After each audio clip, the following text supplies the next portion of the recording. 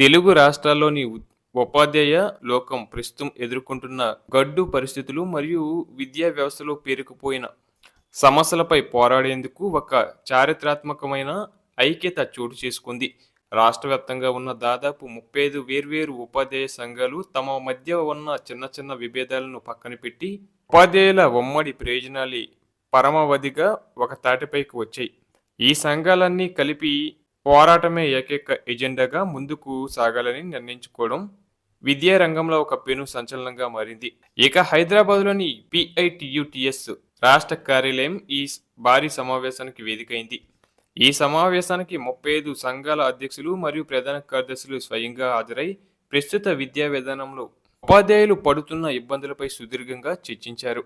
ఈ కీలక సమావేశం దామోదర్ రెడ్డి, చావా రవి మరియు సదానంద గౌడ్ వంటి ప్రముఖ ఉపాధ్యాయ నేతల అధ్యక్షతన ఎంతో పకడ్బందీగా నిర్వహించబడింది. ప్రధానంగా రాష్ట్రపతి ఉత్తర్వుల ప్రకారం అమల్లోకి రావాల్సిన సర్వీసు నిబంధనల విషయంలో ప్రభుత్వం అనుసరిస్తున్న జాప్యంపై నేతలు తీవ్ర ఆగ్రహం వ్యక్తం చేశారు.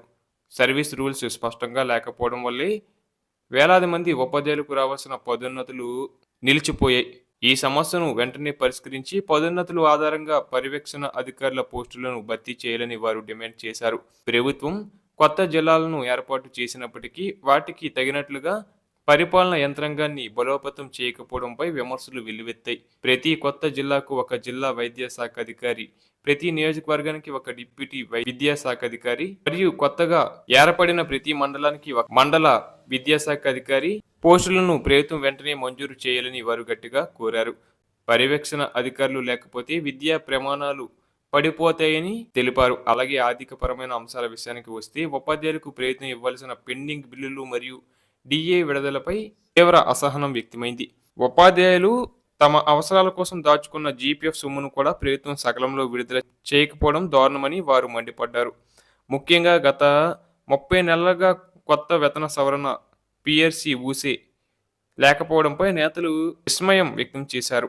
సుమారు 2.5 ఏళ్లు గడుస్తున్న పిఎస్సి గురించి ప్రభుత్వం ఎటువంటి ప్రకటన చేయకపోవడం అంటే ఉపాధ్యాయుల జీవన ప్రమాణాలను విస్మరించడమే అని వారు అభిప్రాయపడ్డారు. నిత్యావసర ధరలు పెరుగుతున్న తరుణంలో జీతాల సవరణ లేకపోతే ఉపాధ్యాయ కుటుంబాలు ఆర్థికంగా చితికిపోతాయని వారు వివరించారు. ఉపాధ్యాయుల ఆరోగ్య భద్రత విషయంలో కూడా సంఘాలు వెనక్కి తగ్గకూడదని నిర్ణయించుకున్నాయి. ప్రభుత్వం ఇస్తున్న హెల్త్ కార్డులు కేవలం కాగితాలకే పరిమితం కాకుండా కార్పొరేట్ ఆసుపత్రులలో ఎటువంటి నగదు చెల్లించాల్సిన అవసరం లేకుండా వైద్యం అందేలా చర్యలు తీసుకోవాలని వారు డిమాండ్ చేశారు. ప్రస్తుతం చాలా ఆసుపత్రులు హెల్త్ కార్డులను అంగీకరించడం లేదని, దీనివల్ల అత్యవసర సమయంలో ఉపాధ్యాయులు తీవ్ర ఇబ్బందులు పడుతున్నారని వారు గుర్తు చేశారు. ఈ సమస్యల పరిష్కారం కోసం కేవలం చర్చలకే పరిమితం కాకుండా క్షేత్రస్థాయిలో ఉద్యమించాలని నిర్ణయించారు. దీనికోసం అన్ని సంఘాలను కలుపుకొని ఒక ఐక్య వేదిక ఆధ్వర్యంలో ఉమ్మడి పోరాటాలు నిర్వహించాలని ప్రణాళికలు సిద్ధం చేశారు. ఈ పోరాటం కేవలం రాష్ట్ర స్థాయికే పరిమితం కాకుండా జాతీయ స్థాయిలో కూడా తమ గాలాన్ని వినిపించాలని సంఘాల నేతలు తీర్మానించారు.